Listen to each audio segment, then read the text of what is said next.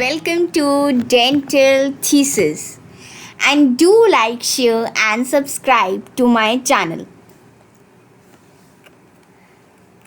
So, basically, this is the sequel of the previous topic, developmental anomalies of teeth. And in this video, we will get a detail on other categories of the classification. Okay, one is your those affecting the position, other one is your those affecting the number, and other one is your those affecting the shape. So those affecting the position में हमारा आता है ectopia, rotation, transposition, transmigration and inversion. And those affecting the number में हमारे आते हैं anodontia, supernumerary teeth, predeciduous dentition and post permanent dentition. And those affecting the shape में हमारे आते हैं gemination, fusion, twinning, concrescence, Talon's cusp, dens invaginatus, dens evaginatus, taurodontism, dilaceration of flexion, supernumerary root, extra cusp, enamel pearl, cervical enamel extension, globodontia and lobodontia. Okay so basically हमें इन्हीं की details के बारे में पढ़ना है. ठीक है. सो सबसे पहले हम आते हैं दोज अफेक्टिंग द नंबर पे. सो इसमें फर्स्ट इसमें हमारा आता है एनोडोंशिया. ओके, अब एनोडोंशिया मतलब क्या होता है? जब बिल्कुल ही एब्सेंस हो जाए आपके टिथ का ओरल कैविटी में. ठीक है. एनोडोंशिया मीन्स जब आपका कोई भी टिथ एब्सेंट हो ओरल कैविटी में. एंड इसकी इटियोलॉजी किस किस वजह से हो सकता है? हेरिडिटरी फैक्टर और फैमिलियल टेंडेंसी या फिर रेडिएशन इंजरी. किसी भी डेवलपिंग टूथ जर्म को अगर रेडिएशन के थ्रू इंजरी हो रही हो, और हेरिडिटरी एक्टोडर्मल डिस्प्लेजिया. ठीक है, मीन्स हेरिडिटरी एनामल. ठीक है, and your mutation and conditions and syndromes जो कि इस एनोडोंशिया से एसोसिएटेड होते हैं वो होते हैं आपके hereditary ectodermal dysplasia, your Ehlers Danlos syndrome, your Rieger's syndrome and your Down syndrome. Okay, अब हम आते हैं इसके टाइप्स पे. ठीक है, तो बेसिकली अगर हम मेनली देखा जाए तो ये 3 टाइप का होता है: pseudo anodontia, true anodontia and false anodontia. Okay, so pseudo anodontia क्या होता है? जिसमें आपके टिथ प्रेजेंट होते हैं जॉ के विद इन, मतलब जॉ बोन्स के अंदर, बट वो इरप्टेड नहीं होते. तो इट लुक्स लाइक कि मतलब एक्चुअल में एनोडोंशिया नहीं है, बट ऐसा लग रहा है कि एनोडोंशिया है.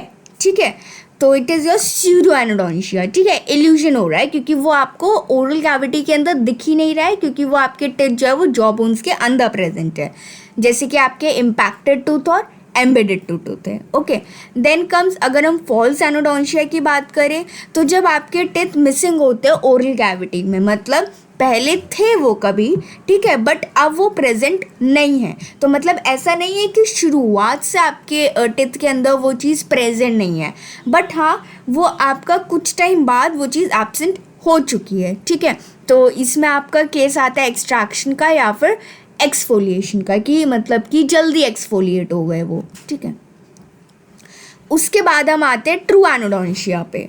ठीक है, तो ये वो कंडीशन होती है जब आपका टूथ जो है वो डेवलप ही नहीं कर पाता जॉ बोन्स के अंदर.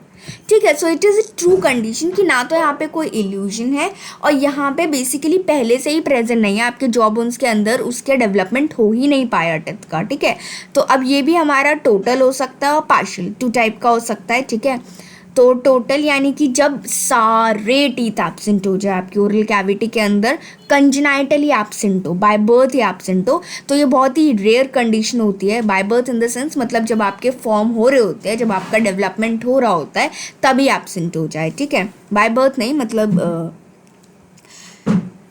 जब टिथ की डेवलपमेंट होती है तब से ही. ठीक है, एंड ये बहुत ही एक्सट्रीमली रेयर कंडीशन होती है. ठीक है, पार्शियल एनोडोंशिया मतलब पार्शियल ट्रू एनोडोंशिया, इसमें क्या होता है कि जब आपके 1 या 1 से ज़्यादा टीथ कंजेनाइटली एब्सेंट हो. ठीक है, ये हमें कॉमनली दिखता है 3rd मोलर्स में, मैक्सिलरी लेटरल इंसाइजर्स में एंड 2nd प्रीमोलर्स में. अब पार्शियल एनोडोंशिया भी बेसिकली फर्दर 2 टाइप्स का हो सकता है, हाइपोडोंशिया और ओलिगोडोंशिया, ठीक है।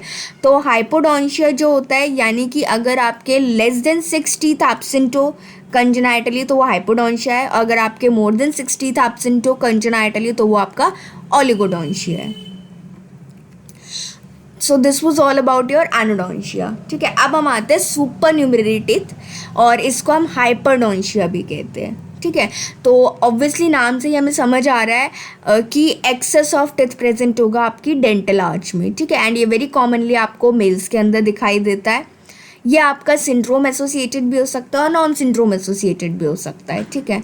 अब इटियोलॉजी के बेसिस पे एसेसरी टूथबर्ड की वजह से ये हो सकता है, ठीक है, कि कोई एक्स्ट्रा टूथबर्ड प्रेजेंट हो जिससे आपका टीथ ओरिजिनेट कर जाए, या फिर अगर आपका कोई रेगुलर नॉर्मल टूथबर्ड है वो आपका स्प्लिट कर गया उसकी वजह से आपका एक्सेस ओरिजिनेट कर गया, ठीक है। या फिर हेरिडिटरी फैक्टर भी हो सकता है, या फिर एक हाइपर एक्टिविटी थ्योरी होती है कि आपका जो डेंटल लमाइना है जहाँ से मतलब आपका बेसिकली टूथ और निकलेगा, ठीक है, टूथ ओरिजिनेट करता है, टूथ मतलब डेवलपमेंट होती है, उसकी हाइपर एक्टिविटी हो जाए, ठीक है।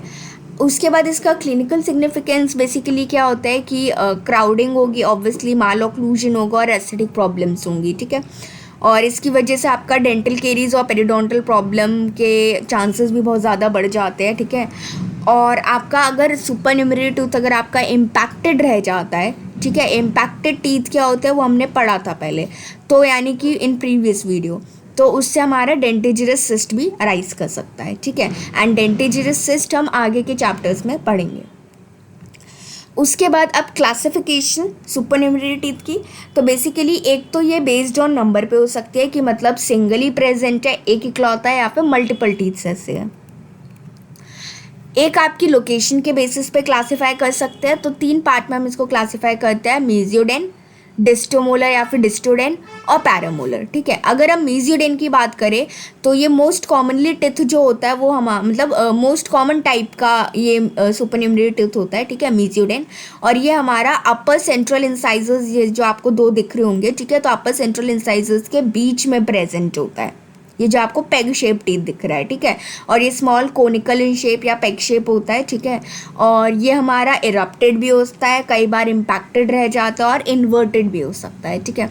उसके बाद हम आते हैं डिस्टोमोलर एंड डिस्टोडेंस, तो ये हमारे एक स्मॉल सा रूडिमेंट्री टीथ होता है जो कि आपको यहाँ पे फिगर में दिख रहा होगा, और ये हमारा distal to third molar present होता है डेंटल आर्च में, ठीक है। उसके बाद हम आते हैं पैरामोलर, तो ये भी हमारे एक स्मॉल रूडिमेंट्री टूथ होता है जो कि बेसिकली हमें बकल या फिर लिंगुअल एस्पेक्ट पे दिखता है नॉर्मल मोलर्स के, ठीक है। और ये हमारा फर्स्ट और सेकंड मोलर के बीच में भी हो सकता है कई बारी, और ये हमारा मोस्ट कॉमनली हमें मैक्सिला में दिखता है, ठीक है। उसके बाद हम आते हैं बेस्ड ऑन द शेप पे, ठीक है।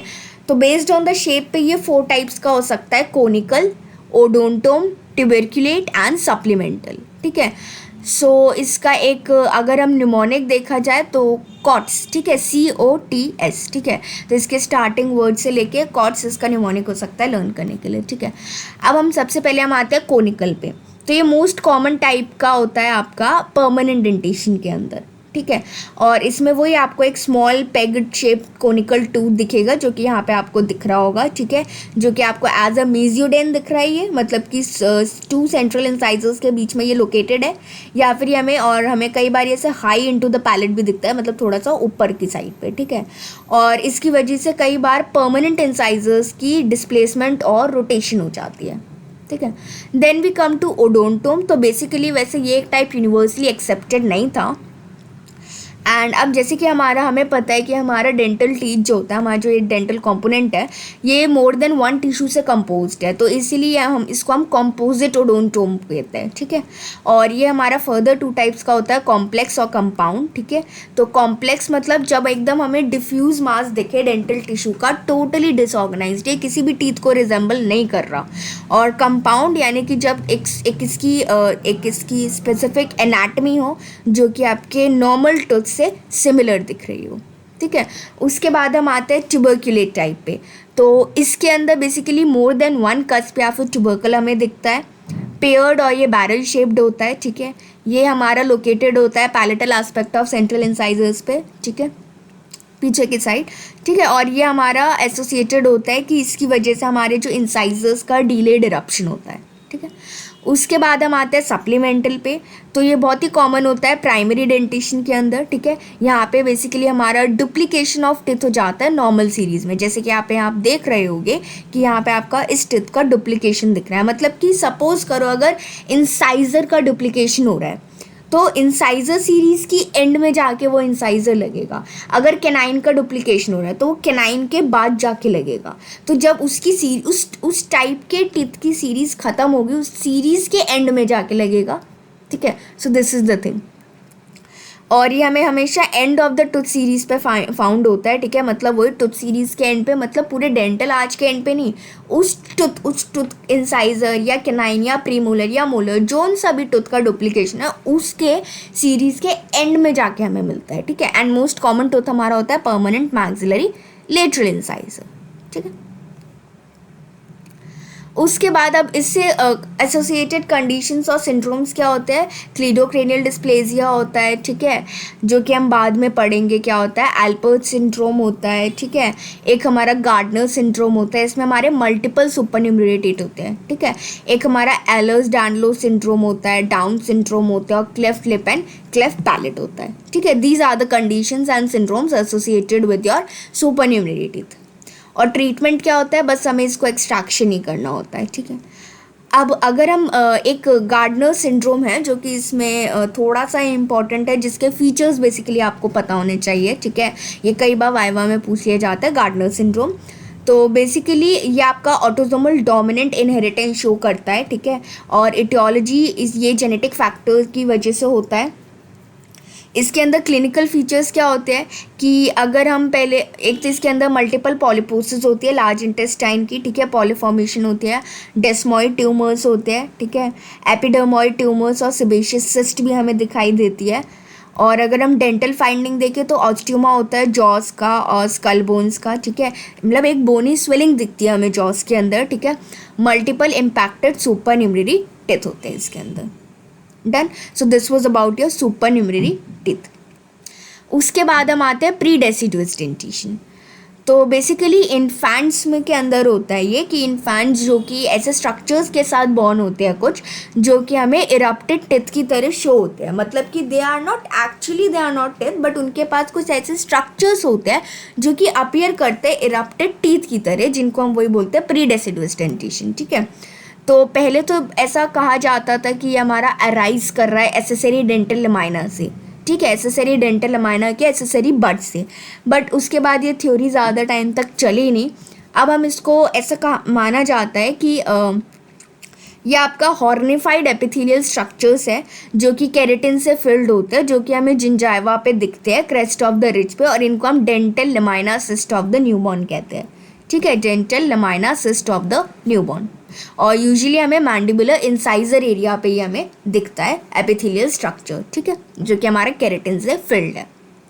उसके बाद हम आते हैं पोस्ट परमानेंट डेंटिशन। तो ये वो कंडीशन होती है जब हमारे कई सारे टिथ इरप्ट करते हैं, जब सारे परमानेंट टिथ हमारे लॉस्ट हो जाते हैं, ठीक है। मतलब कई बार ये क्या होता है ना कि जब हम फुल डेंचर इंसर्ट करते हैं तो कई बार डेंचर इंसर्शन की वजह से भी हमें कुछ ऐसे सेवरल टिथ इरप्ट कर जाते हैं हमारे ओरल कैविटी के अंदर, जब हमारे सारे परमानेंट टिथ लॉस्ट हो जाते हैं, ठीक है। एंड अर्लियर मतलब पहले हम इसको थर्ड डेंटिशन कहते थे, पर अब इसको हम कहते हैं कि भाई ये डिलेड इरप्शन है किसी भी एम्बेडेड या फिर इम्पैक्टेड परमानेंट टूथ का, ठीक है, या फिर ये मल्टीपल सुपरन्यूमरेरी अनइरप्टेड टूथ का इरप्शन है। मतलब ऐसे कोई टूथ निकल रहे हैं जो पहले इम्पैक्टेड थे या जिनका इरप्शन नहीं हो पाया था। So it was not a third dentition, okay. So अभी तक हमने डील किया those affecting the number. Now we will understand those affecting the shape, okay. So सबसे पहले हम आ जाते हैं जेमिनेशन पे, ठीक है।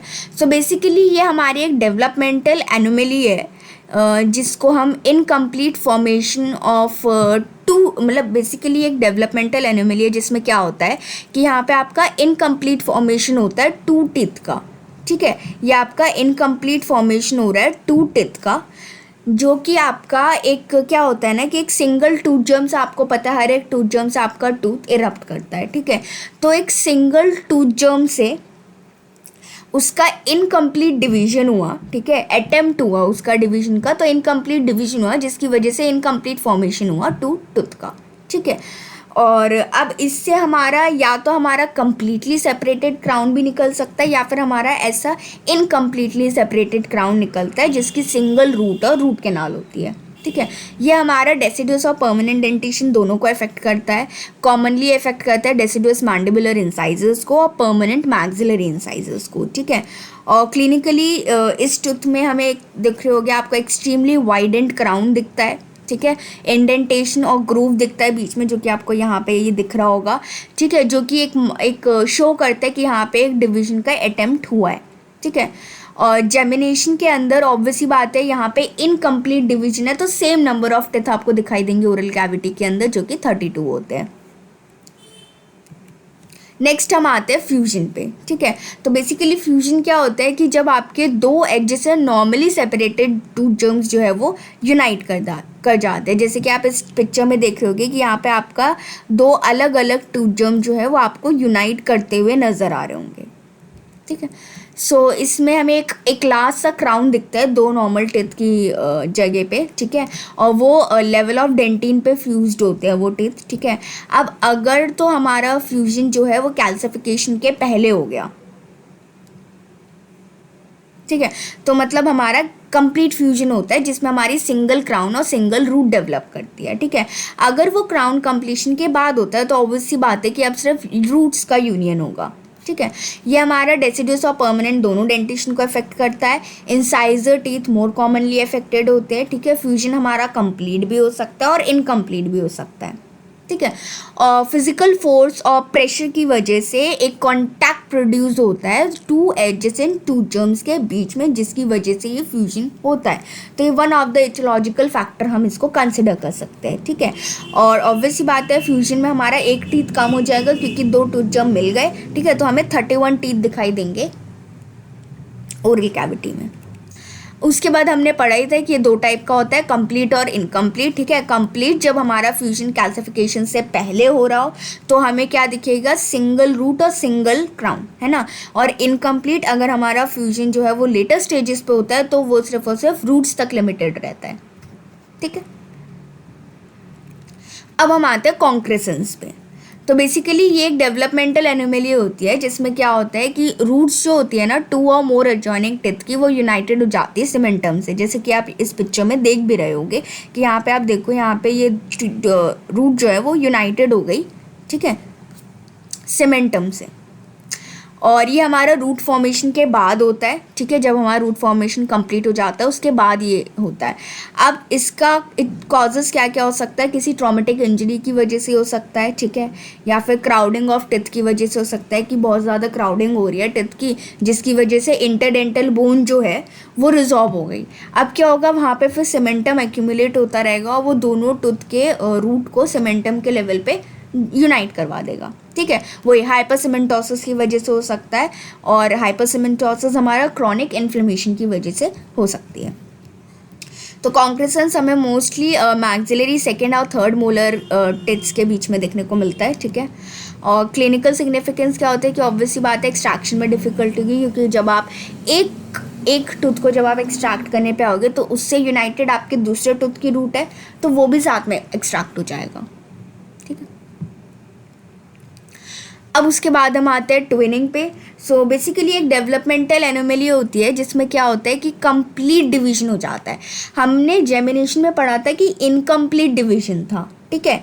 यहाँ पे कंप्लीट और इक्वल डिवीजन हो जाता है सिंगल टूथ जर्म का, जिसकी वजह से एक हमारा नॉर्मल टीथ होता है और एक हमारा सुपरन्यूमरी टीथ होता है, ठीक है। तो ट्विनिंग के अंदर हमें एक एक्स्ट्रा टूथ दिखेगा ओरल कैविटी के अंदर, तो हमें 33 टूथ्स दिखेंगे, ठीक है।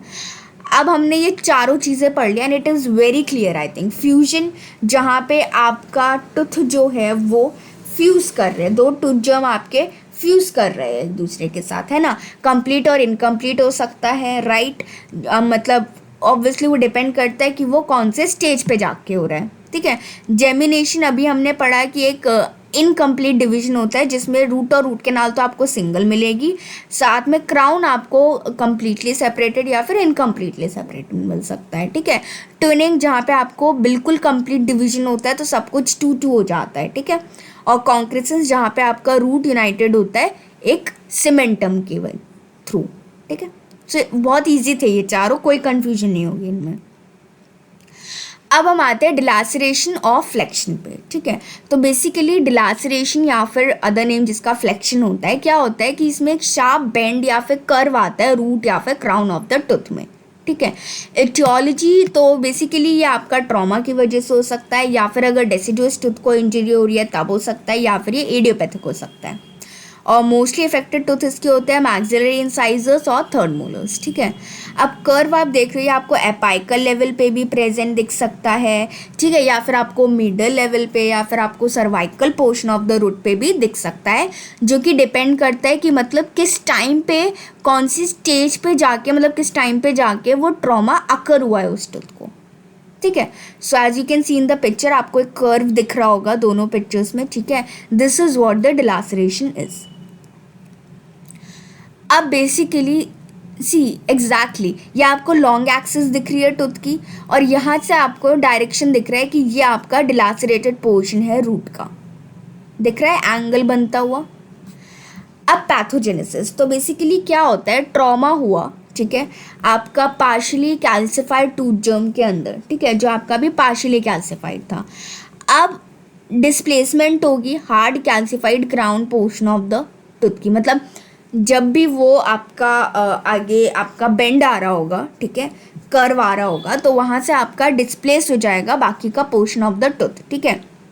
और वही आगे का जो मतलब जो भी आपका पोर्शन है अनकैल्सिफाइड रूट पोर्शन या जो कुछ भी है वो डेवलप करेगा एक एंगल पे फॉर्म होके, ठीक है, जैसे कि यहाँ पे आपको दिख रहा होगा। क्लिनिकल सिग्निफिकेंस क्या होता है, ऑब्वियसली बात है, डिफिकल्टी होगी एक्सट्रैक्शन में एंड आसिटी, ठीक है।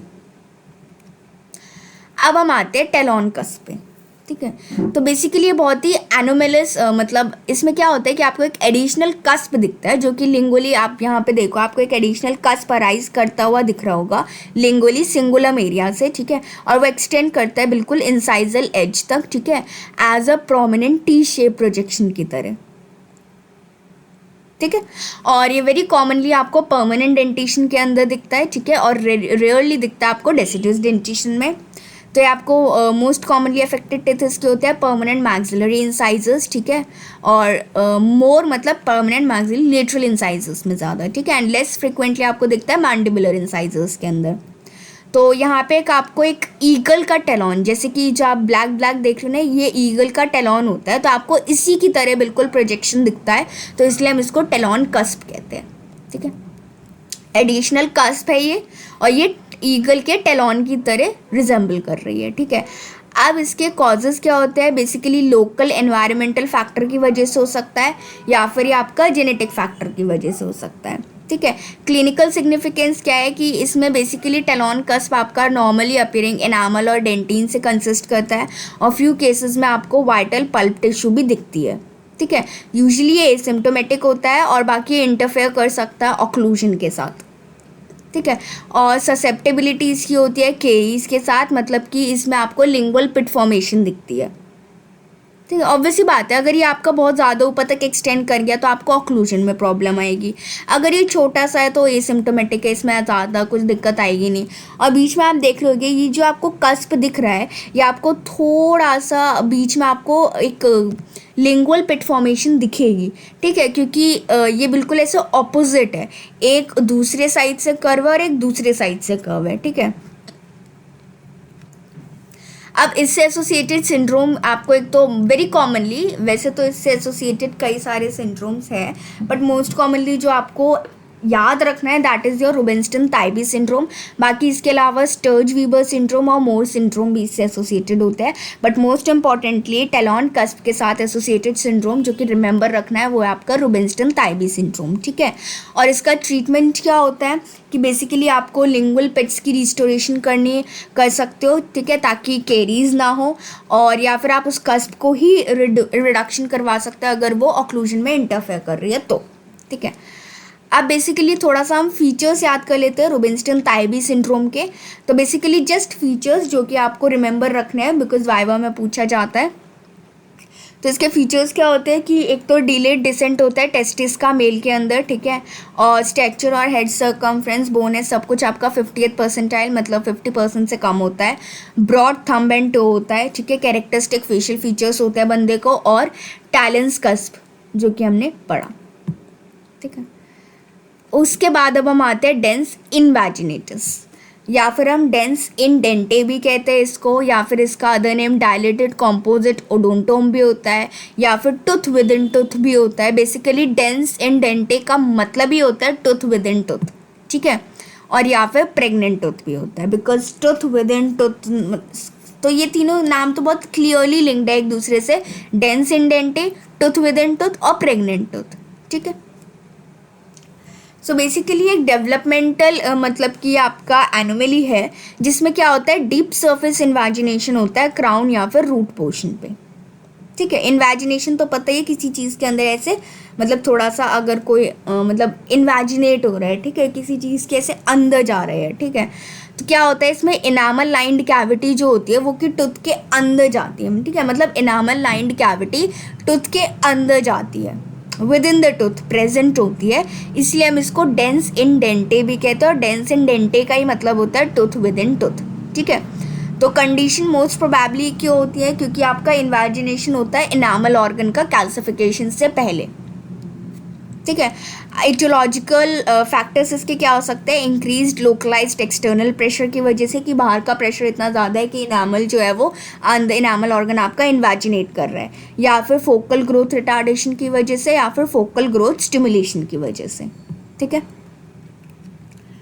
उसके बाद अब हम आते हैं इसके टाइप्स। तो बेसिकली अकरेंस के बेसिस पे ये 2 टाइप का होता है, कोरोनल और रेडिकुलर, ठीक है। तो कोरोनल नाम से ही समझ आ रहा है, कोरोनल मतलब कि क्राउन पोर्शन के अंदर इन्वेजिनेशन है, और रेडिकुलर मतलब कि रूट पोर्शन के अंदर इन्वेजिनेशन है, ठीक है। तो सबसे पहले हम आते हैं कोरोनल पे। तो बेसिकली मतलब जब आपका इन्वेजिनेशन आपकी क्राउन पोर्शन के अंदर हो रही है, ठीक है, और ये मोस्ट कॉमन टाइप होता है, ठीक है। वेरी कॉमनली ये हमें दिखता है परमानेंट मैक्सिलरी टिथ के अंदर और प्रीमोलर्स के अंदर, ठीक है। अब इरप्शन से पहले मतलब टूथ इरप्शन से पहले हमारा जो इन्वेजिनेशन है ना जो इनामल का, वो फिल्ड हो जाता है सॉफ्ट टिश्यू से, मतलब वही जो कि हमारा डेंटल फॉलिकल के सिमिलर होता है, ठीक है। और इरप्शन के बाद वो हमें बिल्कुल नेक्रोटिक सा दिखता है, ठीक है। रेडिकुलर टाइप पे अगर हम बात करें तो यहाँ पे हमारी इन्वेजिनेशन होती है रूट पोर्शन के अंदर टूथ के, ये बहुत ही रेयर कंडीशन होती है, ठीक है। और ये हमारा क्यों होता है, बिकॉज जो हमारा हर्स होता है ना, हर्स एक एपिथेलियल रूट शीथ है ना, जिससे बेसिकली हमारा रूट फॉर्मेशन होता है, ठीक है, टूथ का।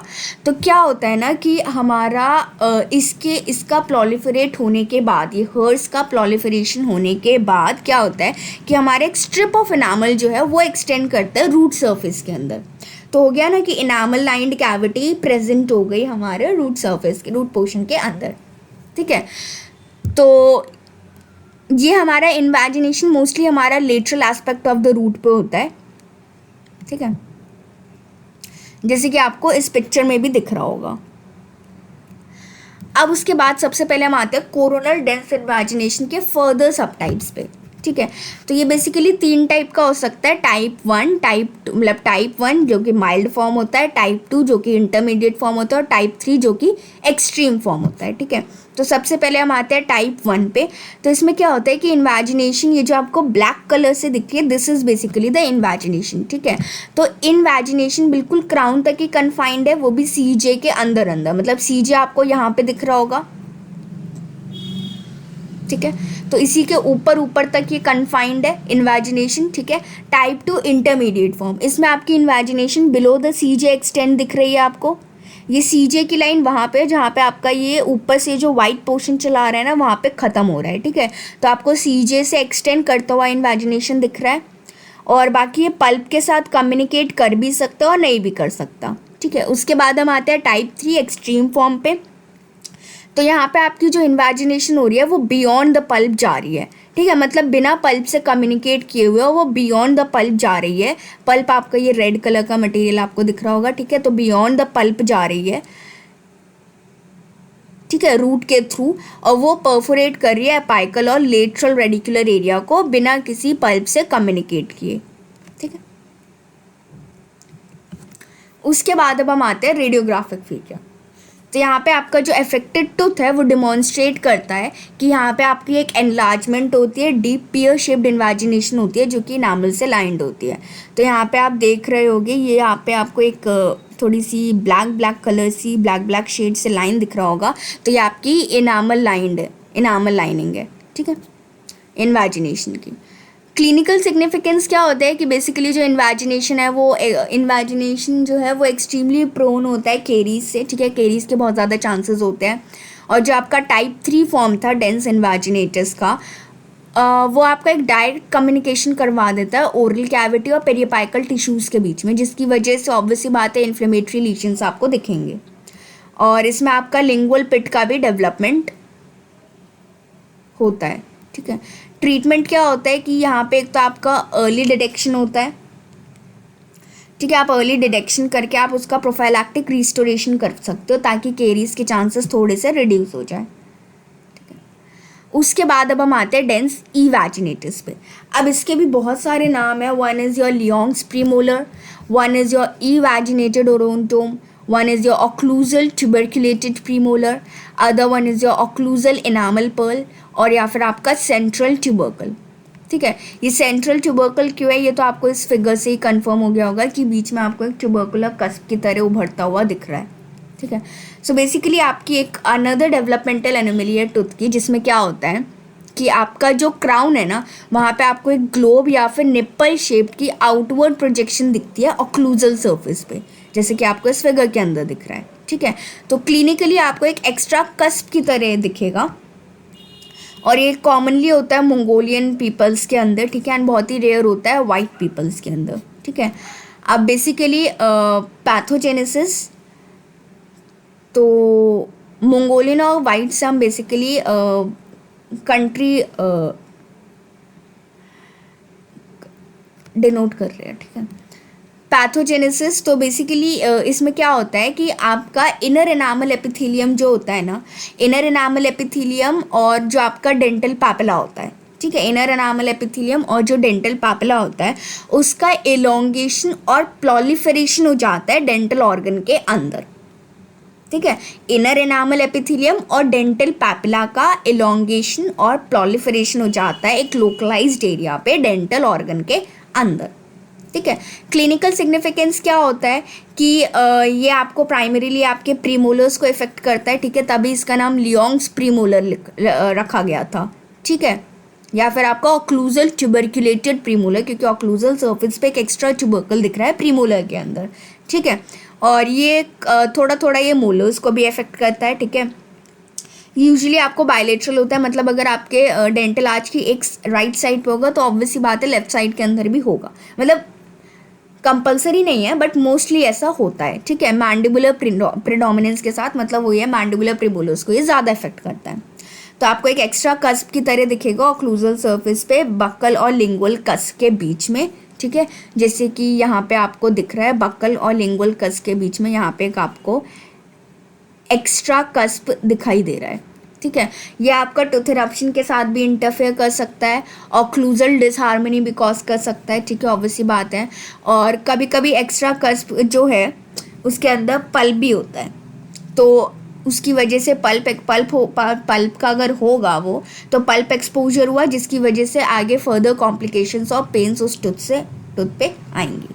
ठीक है, ट्रीटमेंट क्या होता है बेसिकली इसका कि अगर तो एसिम्प्टोमेटिक है तो किसी ट्रीटमेंट की ज़रूरत नहीं है। अगर ये आपके ऑक्लूजली अगर आपको इफेक्ट कर रहा है, ठीक है, तो माइनर रिडक्शन करनी पड़ती है, हमें उस कस को थोड़ा थोड़ा सा काटना पड़ता है। ठीक है, और अगर पल्प एक्सपोजर की दिक्कत आ रही है तो ऑब्वियसली बात है हमें आरसीटी करनी होती है।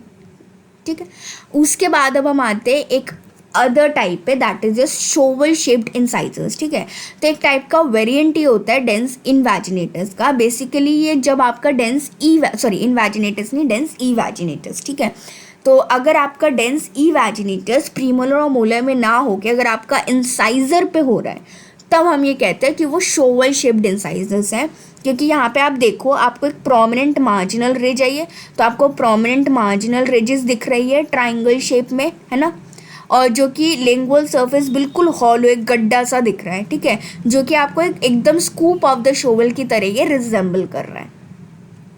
Got it, shovel shaped incisors, जो कि एक वेरिएंट होता है डेंस ई वैजिनेटस का, ठीक है। उसके बाद अब हम आते हैं टोरोडोंटिज्म, ठीक है। टोरोडोंटिज्म को बेसिकली हम बुल टीथ भी कहते हैं, ठीक है। क्यों, वो आगे पता चलेगा। तो बेसिकली एक डेवलपमेंटल एनोमली है जिसमें आपको क्राउन पोर्शन जो होता है आपके टूथ का वो एकदम आपको ऐसे एनलार्ज दिखता है, मतलब रूट आपको छोटी दिखेगी और क्राउन पोर्शन आपको बहुत ज़्यादा एनलार्ज दिखेगा, ठीक है। And this is the cases of teeth in the bulls, ठीक है, जैसे बड़े बड़े दांत दिखते हैं ना, तो इसीलिए। अब ये जो टर्म थी टोरोडोंटिज्म, ये बेसिकली इसको कॉइन किया था सर आर्थर कीथ ने, ठीक है। ये हमें कॉमनली एंशियंट निएंडरथल मैन में दिखाई देता है, ठीक है। जो ओवरऑल शेप होती है ना, बेसिकली हमें मोलर टिथ में ही दिखाई देता है, ठीक है। तो जो आपकी ओवरऑल शेप होती है मोलर टिथ की, वो बिल्कुल कर्व च्यूइंग एनिमल्स की तरह रिजेंबल करती है, ठीक है। कर्व च्यूइंग एनिमल्स मतलब हम यहाँ पे बुल की ही बात कर रहे हैं। टोरो मतलब ही बेसिकली बुल होता है और डॉन्ट मतलब होता है टूथ, ठीक है। तो यहाँ पे बिल्कुल आपका altered crown to root ratio जाता है, क्योंकि क्राउन बहुत ज़्यादा एनलार्ज हो जाता है रूट के कंपैरिजन में, ठीक है। अब इसके कॉजेज़ की अगर हम बात करें तो किस किस वजह से हो सकता है। एक तो जो आपका वही हर्ट्ज़बर्ग एपिथेलियल रूट शीथ है, जो कि आपका रूट फॉर्म करने में हेल्प करता है।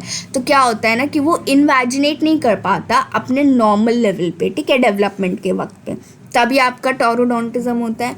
या फिर आपका एटाविज्म की वजह से हो सकता है। बेसिकली एटाविज्म क्या होता है कि ये रिकरेंस ऑफ द ट्रेट होता है, ठीक है। मतलब कि क्या होता है ना कि अगर कुछ जनरेशन से ये जो ट्रेट है ये नहीं आ रही थी, ठीक है, मतलब कि अपियर नहीं हो रही थी और अब एकदम से अपियर हो गई, जैसे कि ये किसी पर्सन के ग्रैंड टू ग्रैंड फादर के उसके अंदर होगा टोरोडोंटिज्म।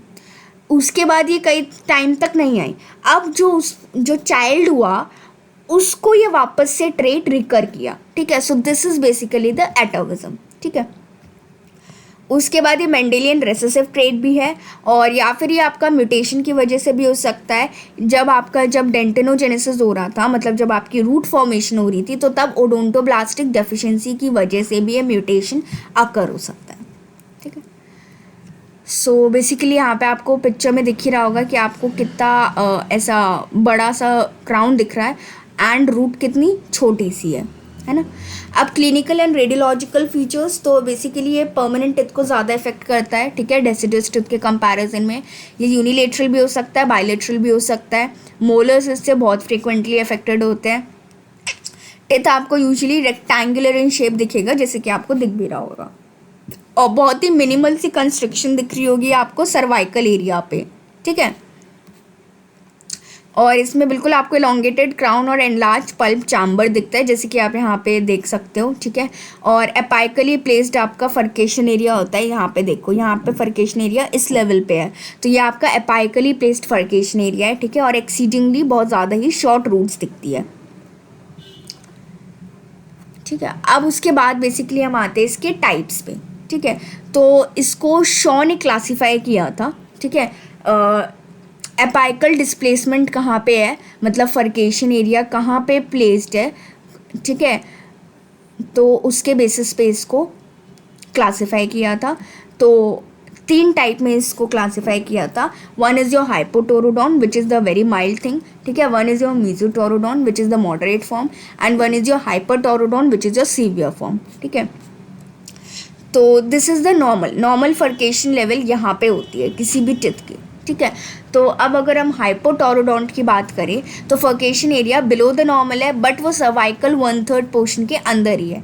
तो ऑब्वियसली नॉर्मल से बिलो है, बट वो सर्वाइकल 1/3 पोर्शन के अंदर है, ठीक है। मेसोटोरोडोन जब आपका furcation area middle 1/3 of the root पे प्रेजेंट है, और आपका हाइपोटोरोडोन जब आपका furcation area apical 1/3 of the root पे प्रेजेंट है, ठीक है।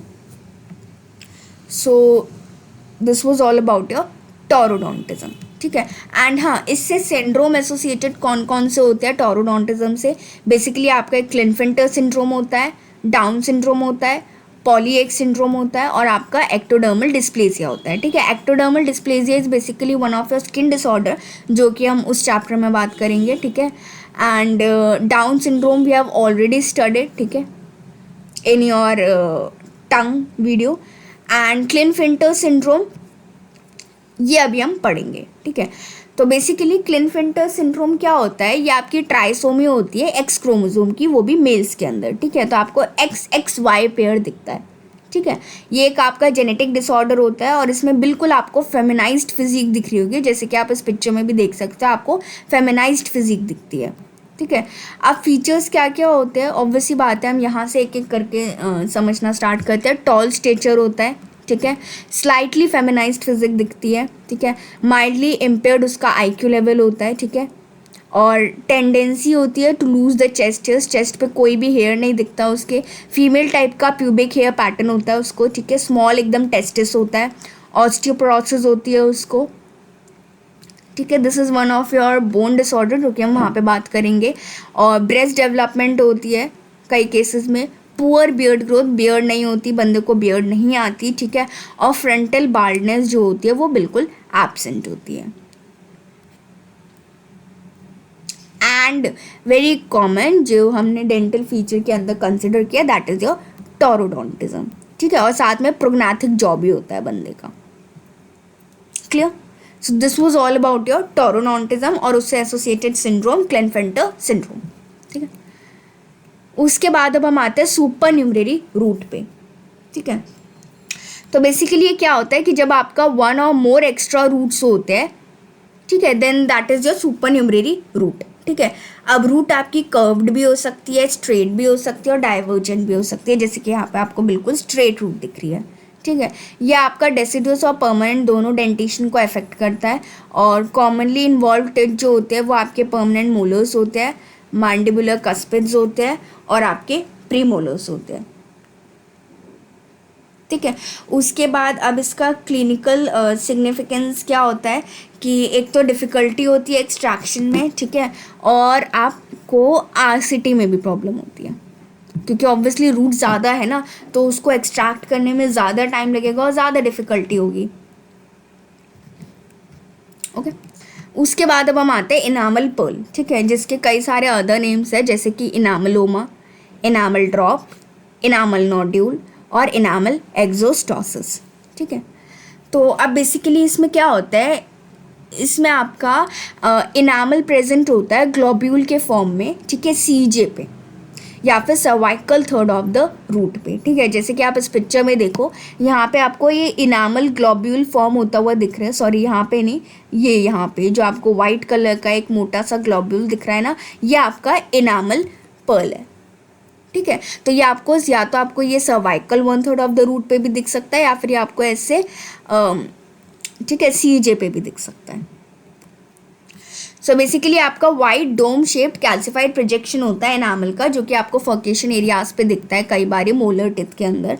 ठीक है, ये बिल्कुल एनामल से बना हुआ होता है, बट कभी कभी इसमें थोड़ा बहुत डेंटिन और पल्प हो सकता है। ठीक है, अब कॉजेज़ क्या होते हैं? क्या होता है कि बेसिकली जो वो ये आपकी हर्ट्ज़बर्ग एपिथेलियल रूट शीथ है, ठीक है, कई बार उसके अंदर अमीलोब्लास्टिक पोटेंशियल रह जाता है। आपको भी पता है इनामल जो होता है वो आपका फॉर्म होता है अमीलोब्लास्ट सेल से। ठीक है, तो कई बार ये हर्ट्ज़बर्ग एपिथेलियल रूट शीथ जो होती है, जिससे आपकी रूट फॉर्मेशन होती है, उसके अंदर अमीलोब्लास्टिक पोटेंशियल होता है, वो इनामल बना देता है रूट सरफेस में।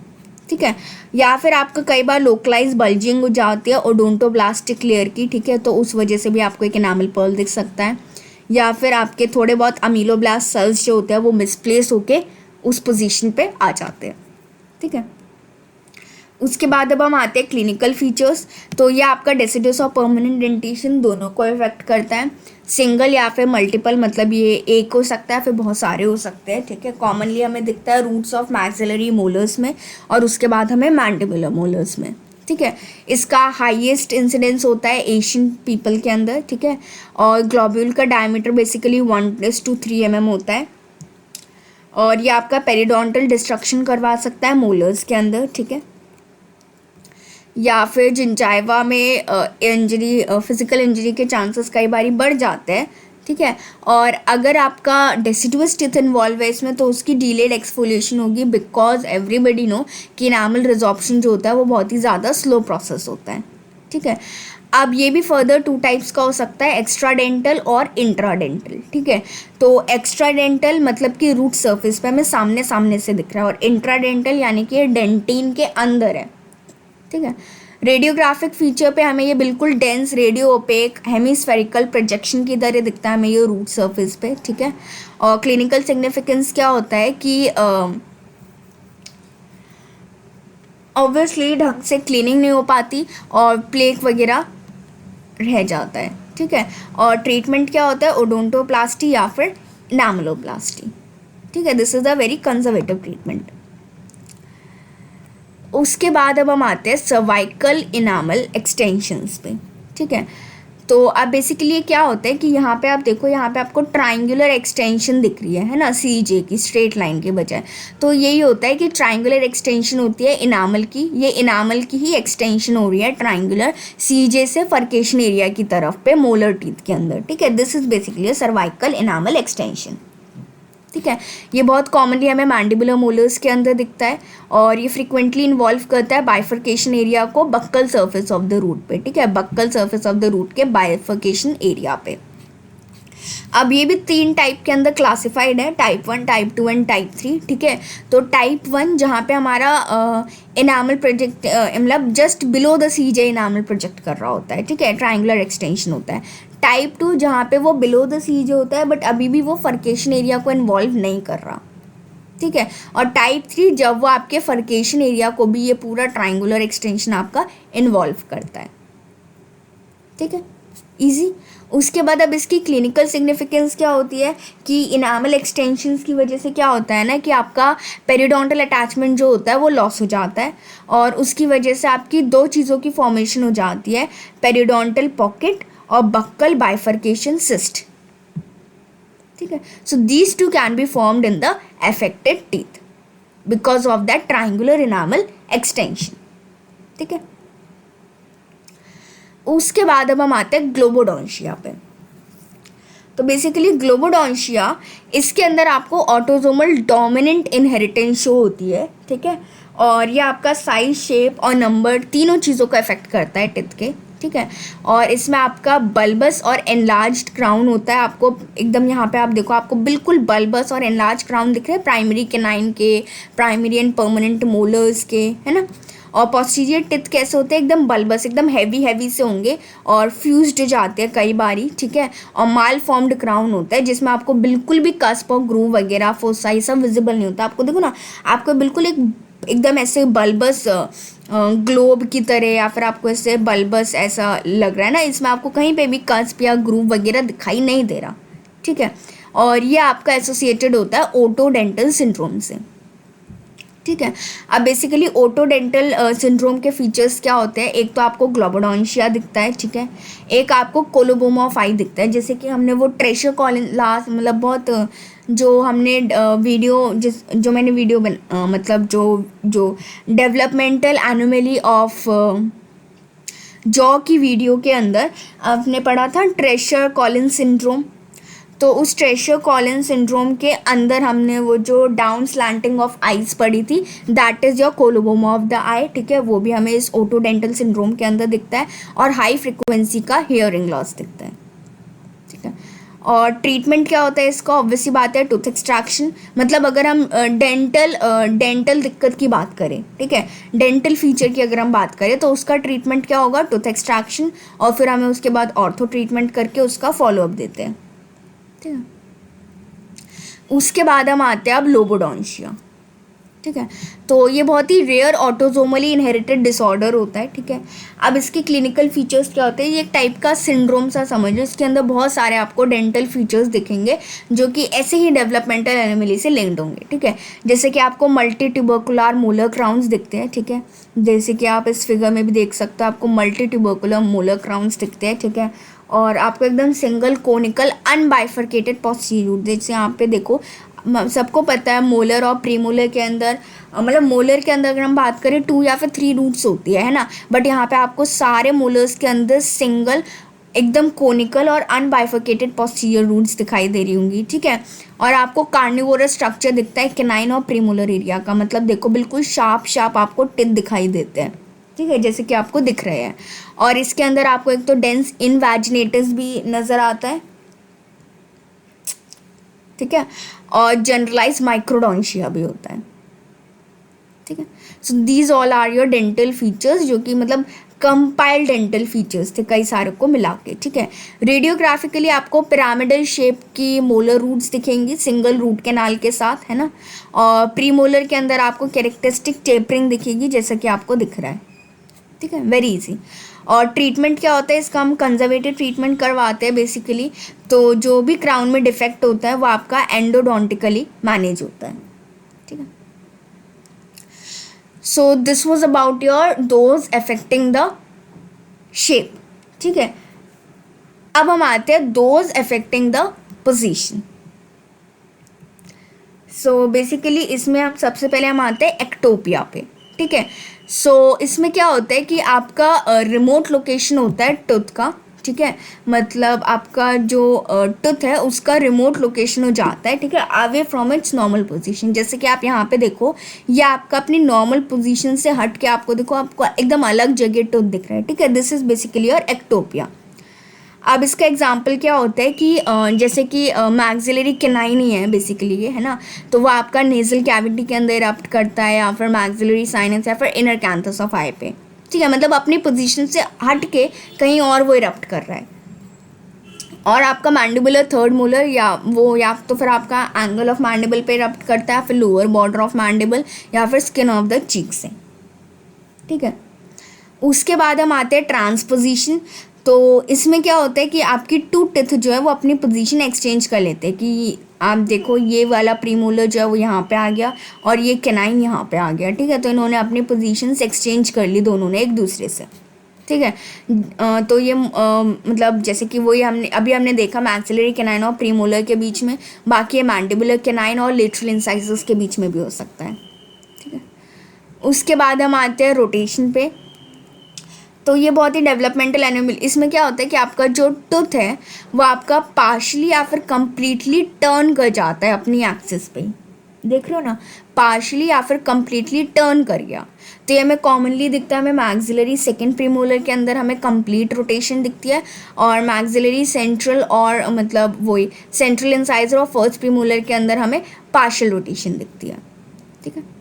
उसके बाद लास्ट हम आ जाते हैं ट्रांसमाइग्रेशन पे।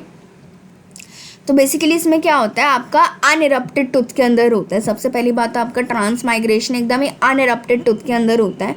तो क्या होता है, वही अपने मिड लाइन के क्रॉस ही वो बोन के अंदर ही ऐसे थोड़ा सा मूव कर जाता है, ठीक है, उसकी मूवमेंट हो जाती है। जैसे कि आप यहाँ पे देख रहे हो, यहाँ पे ट्रांसमाइग्रेशन हो रही है मैंडिबुलर कैनाइन की, तो ये मूव कर गया अनइरप्टेड टूथ बोन के अंदर मिड लाइन के अक्रॉस, ठीक है। तो इसमें आपका बेसिकली फीमेल प्रेडिलेक्शन होता है और ये कॉमनली हमें मैंडिबुलर कैनाइन्स के अंदर ही दिखाई देता है, ठीक है।